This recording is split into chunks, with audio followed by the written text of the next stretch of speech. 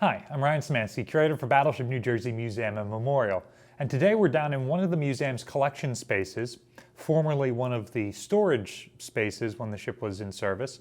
And we've got a series of pictures just like this one to show off. It's a really cool set of artifacts because it's fairly common. We've got a good number of these across a very wide period of time in the museum's collection.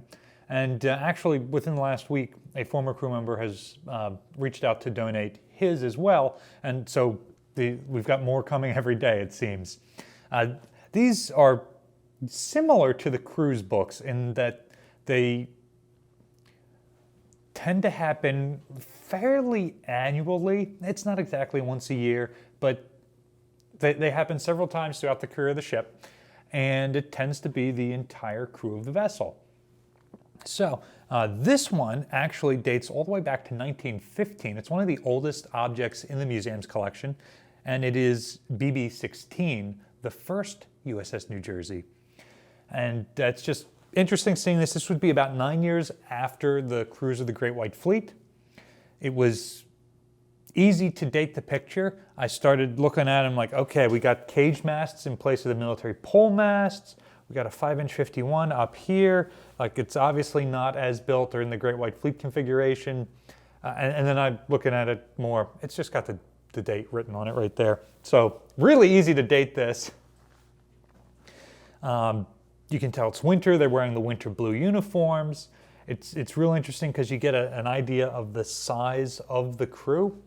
This is almost everybody here, although it seems like there's a few people on watch. It's really cool. If you look back around here or off on the side, you can see a couple of guys in the background still on the ship, presumably on watch. While these pictures don't really show the ship all that well, they don't really help us learn things about the machine because the crew obscures a lot of the ship. We are able to learn a lot from the ship's crew. So for example, all the ship's Marines are stacked up here. All the officers are wearing the officers' uniforms. You can get a good count of who's there and who's who. And one type of sailor that shows up in this picture that you don't see in BB-62 Battleship New Jersey, back here in the back, we've got a group of extremely young-looking sailors. They're almost certainly the ship's boys. During the age of sail, they would be referred to as powder monkeys. At that time, you had these young children to run the ammunition from the magazines up to the guns. The magazines, of course, being below water, usually in the hold underneath the orlop decks at either end of a sailing ship. And the guns, of course, being up on the gun deck, the spar deck, those sorts of areas. By the time you get to New Jersey, ship's boys aren't doing that anymore. These shells and powder charges are way too heavy, so there are actual hoists doing that job. However, it is still a tradition. You can't do away with it because of tradition. And it is a sort of vocational training where you're beginning to teach these boys what the life at sea is like. And they have a variety of usually smaller tasks around the ship to do. And it's a lot like military school or reform school today, where they are learning discipline, that sort of stuff.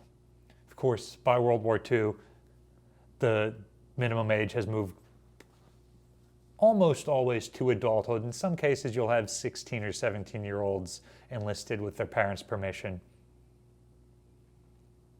But let's go check out one of the World War II pictures. So here we have one from April 20th, 1946.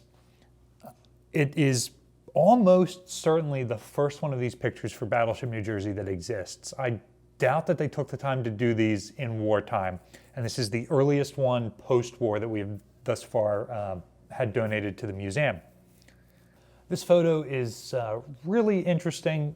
It shows enough of the ship that you get this perspective and you can tell that it was a really wide angle lens, and that's why you've got this curve going on with the picture. It makes sense to get a crew that is somewhere between 2,000 and 3,000 sailors at this point, all in one shot. In many of the pictures like this, you'll have the crew assembled on the pier in front of the ship, by and large. This one's really great because everybody is on the main deck and above for this picture. So we got guys sitting on the ends of the gun barrels. Not sure I'd want that position. We got guys all over the place. It's a lot like the surrender day photographs of Missouri, where everybody's just sticking out of windows wherever they can to watch the proceedings.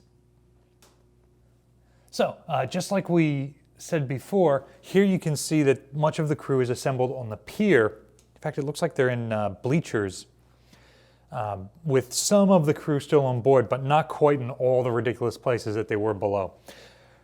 I don't know how long the exposure has to be on a camera like this, but there is only one person I can find in this entire picture who's smiling.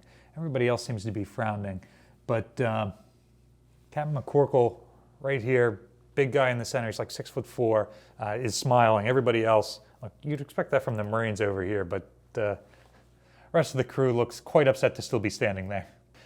It's interesting, these pictures almost always include the guy front and center, usually the commanding officer, holding a life ring. So far, neither of the two BB-62s have that. The earlier one had the regular square sign, the old, almost looked like a plowed field in blue fabric with the white letters that get pressed into it, that had the ship's name. This one, they don't have anything saying what the ship's name is, except what's actually printed on the picture. Jumping forward, here we have a picture of the ship right around decommissioning time. It's probably 1990, shortly before she starts an activation work, because I'm still seeing a lot of the antennas and things that will soon be removed. The fuel hoses are still there. So this is probably right after they get back from that last deployment in 1990. Interesting, you can see the battle flag spread out here.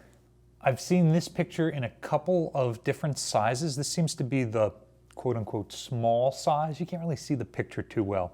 And this goes back to, you've got nobody on the pier, you've got a bunch of guys on the gangways, but it seems like everybody's up in the superstructure, including all the way up to the 011 level, which is cool. Again, I have seen bigger versions of this picture. I imagine that they sold this in a couple of different sizes. Another way that you sometimes see these pictures, often if it's just the Marine detachment or just the officers, you'll see them at the bow with the guns and the superstructure in the background, and those are some great pictures with, sometimes there's sailors on the guns and things like that. We actually tried to recreate that type of picture with the crew of the New Jersey, SSN 796, the Virginia-class fast attack submarine. We had about 3/4 of her crew on board the week that she was commissioned. They couldn't bring the full crew up again because some of them were on duty watching the ship, but the rest of them came on board. We had them all out in front of the guns to take this picture. It ended up being like 70 or 80 people, so a far cry from the roughly 1,600 that you see covering the ship front to back, top to bottom. So we elected to have them on the guns and do that bow shot that you see with smaller groups of people. Many of us come at studying the ship from the point of view of it's a really cool big machine, but it's important to keep in mind that this machine was also the home for hundreds and thousands of sailors, and it's pictures like these that help us add the humanity back to this cool big machine. What are your favorite types of pictures of the crew on the ship? Do you like these sorts of staged pictures of the Marines or the entire crew or something like that? Or do you like the more candid photos? Here's a group of guys working. Let us know in the comment section down below. Battleship New Jersey receives operating support from the New Jersey Department of State, also from a number of other businesses and private individuals like yourselves.